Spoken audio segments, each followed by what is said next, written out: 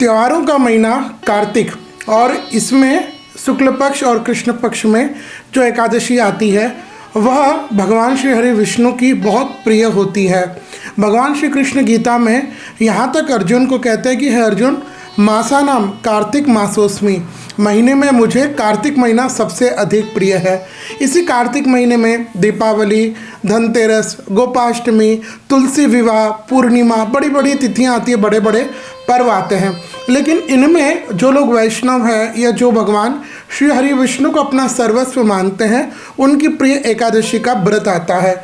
कार्तिक के महीने के कृष्ण पक्ष में जहाँ रमा एकादशी आती है, वहीं शुक्ल पक्ष में, कार्तिक मास के शुक्ल पक्ष में आती है देव प्रबोधिनी एकादशी, या साधारण भाषा में हम इसे देव उठनी एकादशी भी कहते हैं। हमारे शास्त्रों में इस दिन के व्रत को भीष्म पंचक का व्रत भी कहा गया है। शास्त्रकार हमारे निर्दय सिंधु, धर्म सिंधु, भविष्य पुराण और स्कंद पुराण, नारद पुराण में तो इन सब एकादशी का विस्तार से वर्णन है।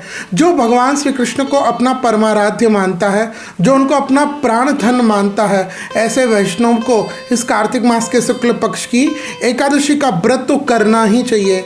इस एकादशी के व्रत करने का अनंत फल है, और सबसे बड़ा फल यह है कि जो लोग कृष्ण को अपना सर्वस्व मानते हैं, उनका और उनके भक्तों का, यानी कृष्ण का और उनके भक्तों का वह जो प्रेम है वह अटूट होता है, वह अमर बन जाता है, और अंत में भगवान श्री कृष्ण के चरणों की जो रज है वह हमें प्राप्त होती है। देखिए, एकादशी, इस एकादशी के व्रत का नियम आपको इस तरह करना है कि जब एकादशी होती है उसके एक दिन पहले, यानी दशमी तिथि को आपको इस व्रत को चालू कर देना चाहिए। दशमी तिथि को शाम में सूर्य अस्त होने के बाद आप कुछ भी न लें। शरीर अगर नहीं मानता है तो केवल जल ले, लेकिन भोजन का तो त्याग बिल्कुल भी कर देना चाहिए। आप जानते हैं, आषाढ़ मास के शुक्ल पक्ष में भगवान श्री हरि विष्णु योग निद्रा को प्राप्त हो गए थे। एक बार लक्ष्मी ने भगवान श्री हरि विष्णु से कहा कि प्रभु, आप साल भर काम करते हो, युगों युगों से कार्य करते आ रहे हो, आप थकते नहीं, थोड़ी देर तो आप आराम कीजिए। तब भगवान ने कहा, ठीक है देवी, मैं आषाढ़ मास के शुक्ल पक्ष की एकादशी से लेकर के कार्तिक मास के शुक्ल पक्ष की एकादशी, जिसे हम लोग चातुर्मास भी कहते हैं, इन 4 महीने में मैं आराम किया करूँगा। और आप जानते हैं, इन्हीं 4 महीनों में भगवान श्री हरि विष्णु, कुबेर है, जो इंद्र है, देवता जितने गण हैं, उन सभी से सेवित होने वाले भगवान श्री हरि विष्णु इन 4 महीनों में शेष शैया पर विराजमान होकर के निद्रा प्राप्त करते हैं और अपने भक्तों का ध्यान स्मरण करते हैं। और जब उनके उठने का समय होता है कार्तिक मास के शुक्ल पक्ष की देव प्रबोधिनी एकादशी, जो लोग इस व्रत को करते हैं उन्हें प्रातःकाल सुबह जल्दी उठ करके स्नान आदि से निवृत्त हो करके सूर्य भगवान को जल दे, और घर में जो भगवान लड्डू गोपाल की अगर सेवा हो, न हो तो राधा कृष्ण भगवान की मूर्ति है, उनके आगे ढोल है, नगाड़े हैं, बीना बजाए, मृदंग बजाए, अपने सुंदर स्वर से भगवान को भजन गाए और गा करके उनको उठाए कि हे प्रभु, हाथ जोड़ करके प्रार्थना करें, प्रभु आपने 4 महीने योग निद्रा को प्राप्त किया है, अब आप उस योग निद्रा से उठिए, और आप उठेंगे तो फिर हम इस एकादशी के बाद से मंगल कार्य कर सकते हैं। ऐसी प्रार्थना भगवान श्री हरि विष्णु से करें, और आपकी प्रार्थना, उसमें भाव, उसमें भक्ति होगी तो निश्चित भगवान श्री हरि विष्णु जागते ही है, और आपको भी वह महसूस होगा कि भगवान आपकी भक्ति से प्रसन्न होकर के जागृत हुए हैं। जब इस तरह आप उनको जागृत करें, उसके बाद उनको पंचामृत का भोग लगाएं। वह भोग आप स्वयं खा सकते हैं, क्योंकि यहाँ से भीष्म पंचक का व्रत भी प्रारंभ होता है, मतलब एकादशी लेकर के पूर्णिमा तक, तो उसका भी नियम है, उसके लिए हमारा वीडियो अलग बनेगा।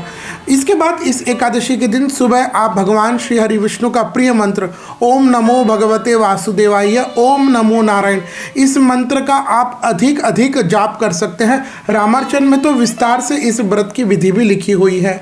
और इस प्रकार आप घर के आसपास कहीं कोई मंदिर है तो वहाँ पर जा कर के आप भगवान के दर्शन करें, क्योंकि कार्तिक का महीना चल रहा है तो इसमें दान पुण्य का बहुत महत्व है। भारत के उत्तर प्रांत में लगभग सर्दी थोड़ी सी प्रारंभ हो जाती है, तो जो लोग निशक्त जन है, जो लोग गरीब हैं, उन परिवारों में जो लोग सड़क पर रहते हैं, उनमें आप ऊनी कंबल, ऊनी वस्त्र उनमें वितरित कर सकते हैं, सब्जी आदि वितरित कर सकते हैं। आप उनको दान पुण्य करें, सब्जी आदि ये सब दे करके हम स्वयं को पुण्यशाली मान सकते हैं।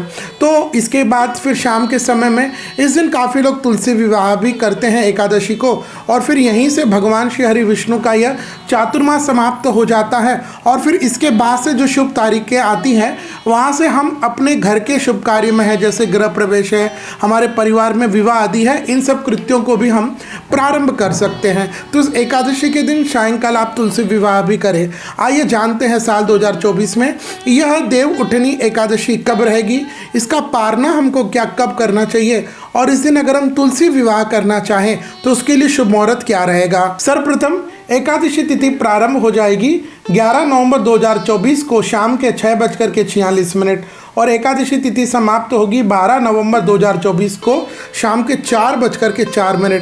तो इसके हिसाब से यह देव उठनी एकादशी, देव प्रबोधिनी एकादशी साल 2024 में रहेगी। विक्रम संवत 2081 कार्तिक मास के शुक्ल पक्ष की एकादशी तिथि मंगलवार 12 नवंबर 2024 को इस दिन इस एकादशी का व्रत रहेगा। जो लोग वैष्णव संप्रदाय से हैं या फिर जो लोग स्मार्त संप्रदाय से हैं, दोनों भी आप संप्रदाय वाले इसी दिन व्रत रखें, यानी मंगलवार 12 नवंबर 2024।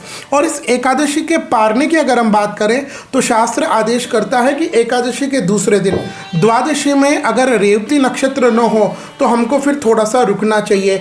आइए जानते हैं साल 2024 में इस एकादशी का पारना कब रहेगा और क्या इस दिन रेवती नक्षत्र का भी संयोग है या नहीं। तो जैसे व्रत के लिए तो मैंने पूर्व में बताया यह 12 नवंबर 2024 को हो जाएगा, और पारने के लिए बुधवार 13 नवंबर 2024 को प्रातः के 6:43 से 8:49 के बीच में आप अपने व्रत को तोड़ सकते हैं, छोड़ सकते हैं। और इस दिन दोपहर के 1:01 तक द्वादशी तिथि रहेगी। तो भगवान की कृपा से इस दिन रेवती नक्षत्र का भी योग बन रहा है, तो आप प्रेम पूर्वक इस दिन पारना कर सकते हैं। जैसे मैंने पूर्व में कहा कि इस दिन काफ़ी लोग तुलसी विवाह भी करते हैं। तो अगर आपकी भी कोई कन्या नहीं है या फिर है तो भी अगर आप तुलसी रानी को, श्रीमती राधा रानी को अगर आप अपनी कन्या मानते हो और भगवान श्री हरि विष्णु को अगर आप अपना दामाद बनाना चाहते हो, तो इस दिन तुलसी विवाह करने के लिए जो शुभ मुहूर्त रहेगा वह रहेगा शाम के 5:48 से रात्रि के 8:11।